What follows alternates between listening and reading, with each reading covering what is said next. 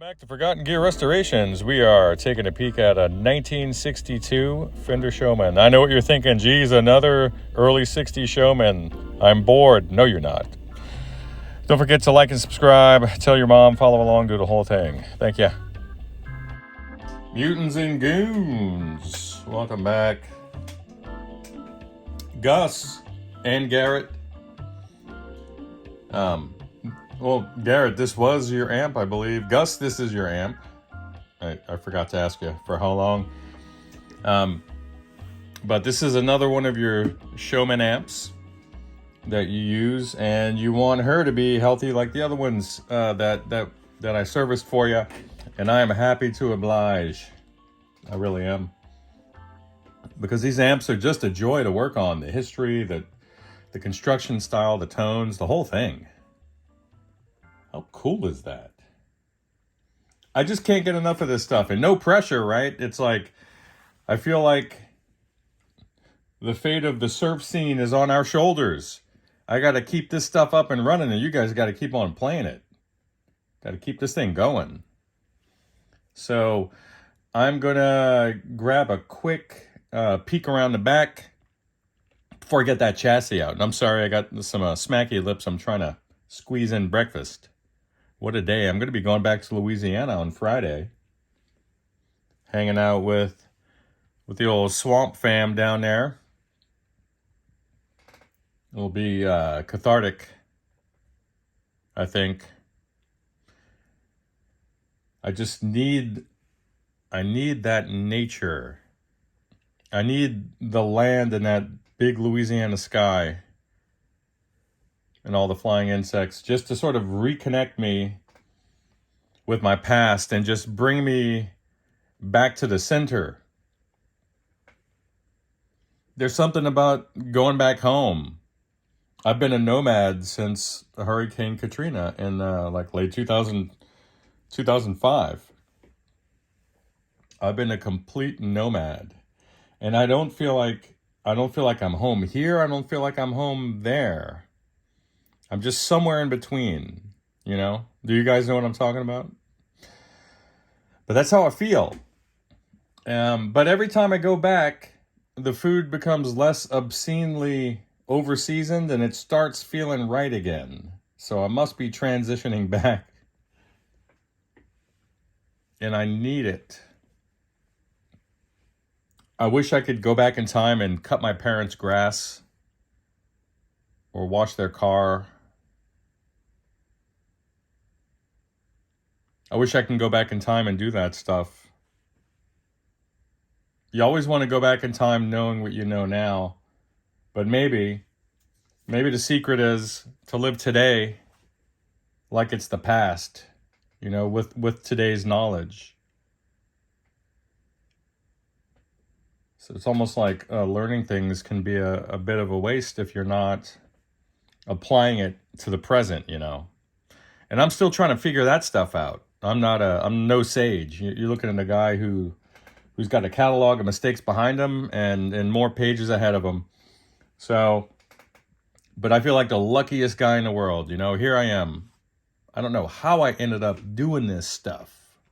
It's not, you know, when you're a kid, this is not something you think about as a career. I don't know. And maybe I'll just straight up tell you guys. And I've never uttered this before to anybody. So you're looking at a dude who is on the spectrum. Now I'm way on the left-hand side of it. If I was a little further right, then there would be even more problems. But that puts me for this type of work, that puts me in a unique space. And I think there's a lot of us in the tech field and in medicine and in other verticals. I have an incredibly narrow focus on these things. And it was music before this where I'm able to go so deep into one or two subjects in life and really make a difference. And I don't know why it's this stuff. It just is. I didn't choose it. It just is. And I'm happy that it is. I love this stuff. So without further ado, maybe I'll clip that out. Let me get this Showman on the road. All right, where was I? Now, I am out of little parts boxes, and I dedicate a little box for every project I'm working on. And it gets a little label with some 3M painter's tape or some yellow frog tape. I'm out of that, so I've got a lot of concurrent projects. So I'm going to be using a magnetic parts tray, which you guys should be using too.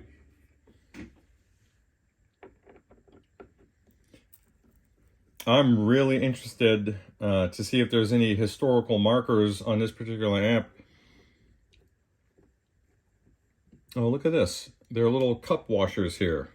They're little finishing washers, and I'm going to remove them now. Typically, I remove them as I'm going along because once you set the panel aside, they'll just fall out for no reason, and you'll never find them again. Even if you rearrange the room, they just disappear into the vapor of space and time. End up with those socks. Every other sock from a pair.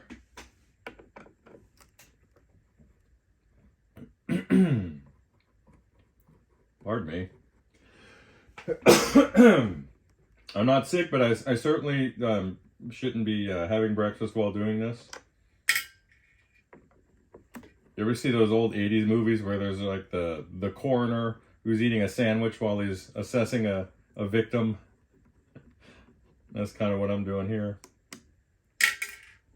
Okay. Let's carefully see what's up with this power cord. Oh, is this a clipped ground? Yes, it's a converter. Shameful. Gus. Come on. You probably live in a cool vintage house too, man. But let's check it out. You guys can happily coexist with without a grounded power cord if you adhere to a few simple rules. Namely, don't touch other equipment while you're playing. That would be the simplest thing to do. All right, so I'm looking at some Sovtech 5881 WXTs, which are not bad power tubes. They're not. I'm gonna keep your ground conversion plug on the tip of this because my isolated my variable power supply has isolated outputs, so this will just be more of the same, and that's fine. Is this a speaker cable? Yes. This looks like the original speaker cable. Wow. So I might have a go. I might give these a little polish, and then I'll take the caps off and inspect. Your power cord appears to be in good shape. Let's make sure we don't. I'm gonna install, with your permission, I'm going to install the proper. Wow, I'm just scraping my lamp here. Sorry about that, guys. I'm gonna install. This is too rounded out.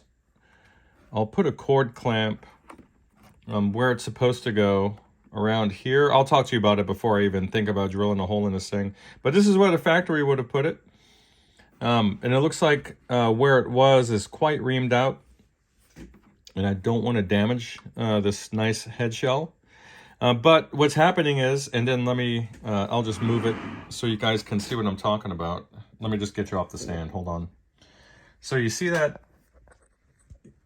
shiny part right here?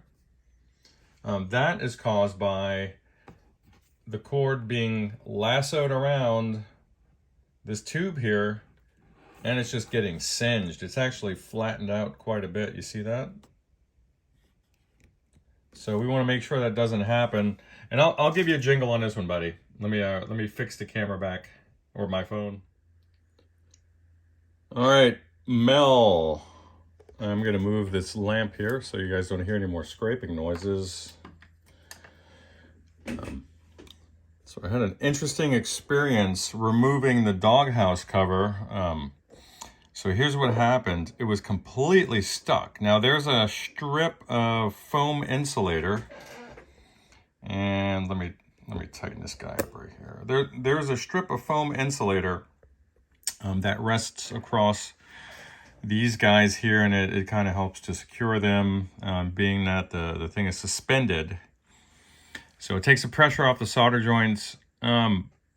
It did fail. Sometimes those little foam strips, they become incredibly stiff and hard. And then the worst case scenario is when they become very gummy and tar-like, and that's what happened.